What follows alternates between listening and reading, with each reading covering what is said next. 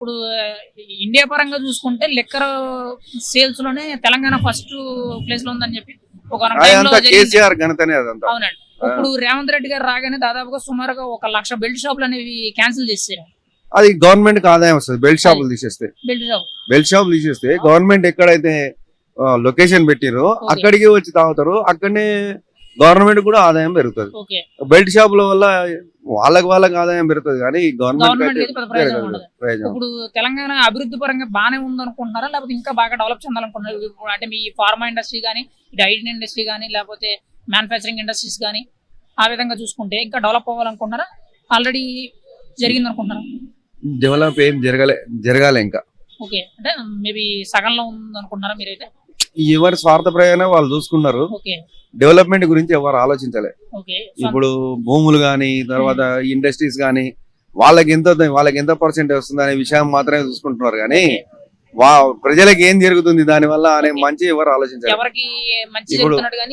ఇప్పుడు హెవీ వర్షాలు వస్తే హైదరాబాద్ ఎట్లా అయిపోద్ది, అతలాకుతలం అయిపోతుంది.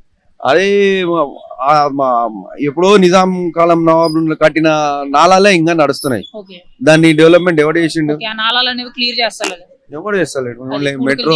మెట్రో వేసినాం, బస్సులు పెంచినాం, ఈ రకంగానే ఉంది కానీ డెవలప్మెంట్ అంటే సామాన్యునికి కనిపించే విధంగా కనిపిస్తలేదు. అంటే ఇప్పుడు జనాలు కూడా డెవలప్మెంట్ కంటే ఉచిత పథకాల మీద ఎక్కువ ఇంట్రెస్ట్ పెడుతున్నారండి.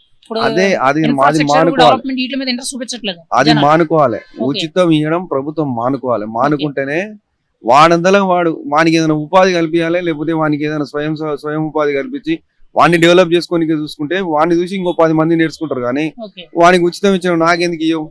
ఇప్పుడు దళిత బంధు పథకం ఉంది, 10 లక్షలు ఇస్తారు.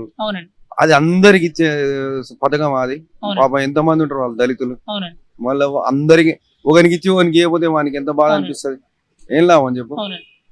అట్లా 10 లక్షల్లో అలా 2 లక్షలు ఇచ్చిందంటే హ్యాపీగా ఫీల్ అవుతుంది అందరు. 10 లక్షల్లో 5 మందికి దళిత బంధు పథకం వస్తుంది. ఆ 2 లక్షలు డెవలప్మెంట్ చేసుకున్నాక ఇంకా కొంచెం ఎక్కువ ఇవ్వాలి. కానీ 10 లక్షలు ఒకరికే ఇచ్చి మిగతా వాళ్ళకి అందరికి ఎండ పెడితే పాపం వాడు పక్కన కూడా బాధపడతాడు.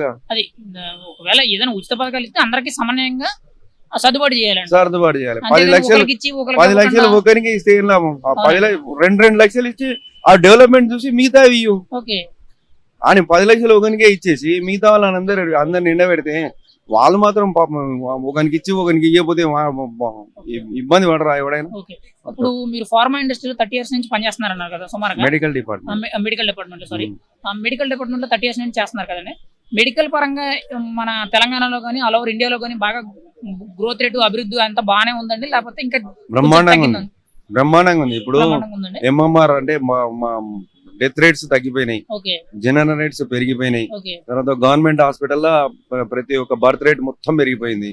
తర్వాత వాళ్ళకు ఎవరైతే పోస్ట్ ఆపరేటెడ్ గర్భిణీలు ఉంటారో వాళ్ళకు ఏ రకమైన సహాయం కావాలో అన్ని చేస్తున్నారు. తర్వాత మెడికల్ డిపార్ట్మెంట్ పరంగా అయితే పర్లేదు.